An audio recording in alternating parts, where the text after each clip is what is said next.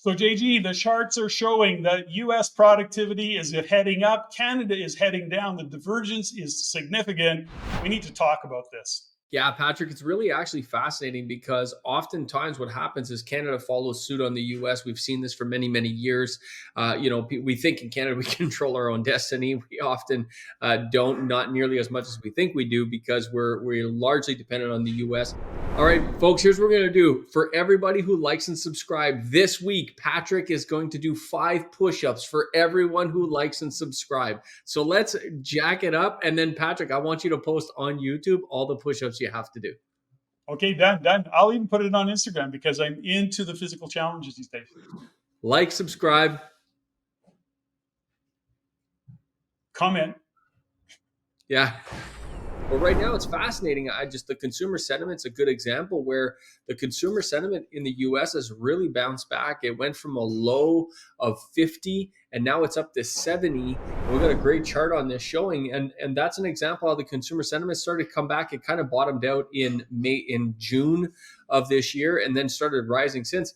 Canada hasn't hit bottom yet. I think we're still going down, and that's just one example of a divergence happening. And it's the same thing with productivity. It's actually the same thing with GDP, where Canada, we are not technically in a recession right now because they revised the Q3 GDP numbers. But if they hadn't revised them, we would be in a recession. Man, GDP strong over on the other side there. Now, I'm sure there's a lot of things that are happening to drive this, but it's fascinating how we're both going in different directions right now, Canada versus the US. Well, there's a couple things that we have to consider. Number one is the numbers and is the data that we're getting accurate? In the US side, there's lots of controversy about the data, depending on what stats you're looking at. On the Canada side, we always have problems getting data to begin with. But having said all of that, I think the data we do get, although it's lagging, it's old data, it often shows up and we can at least trust the data that we do get, which is kind of limited.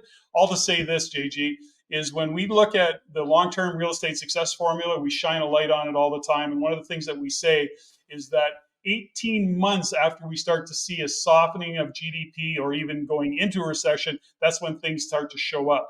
And when we consider the influencers as increasing in rates, there's a couple of things that we have to consider. Number one is that GDP started getting soft, rates started going up. We're now just coming to that point where the lag is starting to catch up, which is all to say that, are we going to hit a recession? I still don't see the indicators that are saying that, but I want to qualify it with one thing. Housing has slowed down for a lot of reasons, not the least of which is contractors, builders, developers are all touching the brake because of the cost of doing business. The numbers don't work with interest rates the way they are. So I think we have to look at that productivity. The decline in productivity is driven a lot by the fact that so much of our GDP is driven by housing. It's funny because in the US, this is happening too. And unfortunately, we don't have a chart to show this, but I was doing some research last night. And the US has got quite a few real estate problems themselves, right, Patrick? That's happening right now because their interest rates are actually higher than ours. I mean, they're financing multifamily properties right now at 9, 10, 11, 12%. I mean, that math just doesn't work, Patrick. So there's actually a lot of trouble in the multifamily space down there. Because in the US, it's also a very different mortgage landscape. They lock in their mortgages typically for the life of that building, or sometimes 30 years.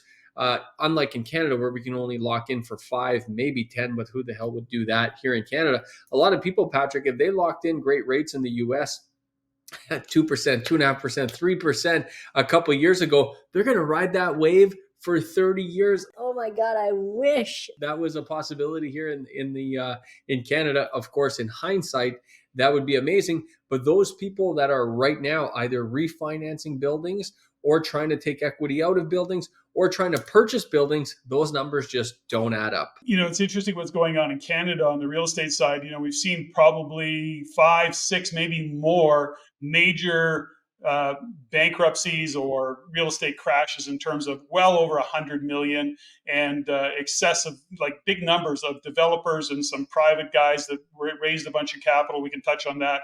But the point is this, is that Canada is in a really different place with what's going on in the real estate world because of the I guess, hope that real estate or interest rates are going to come down through 2024. A lot of people are trying to front run front run the decrease in rates. So in other words, they're telling themselves that rates are going to come down by the end of the year or before the end of the year, depending on what narrative they want to follow, but they're making decisions. I got to get in the real estate market. And what's starting to happen is we're seeing an uptick because people are going, when rates come down, house prices are going to spike. I want to get ahead of that. It's such a weird dynamic and psychology of how people are looking at the real estate market. And we're talking about home buyers, by the way, not real estate investors. Real estate investors, if they're staying focused and staying smart, are still finding great deals. If you like what you learned here, go to the description below and subscribe for our free Insiders newsletter, where you can also stay up to date for our upcoming events and our courses. If you want to see more stuff like this, click here. If you want to see the entire show, click there.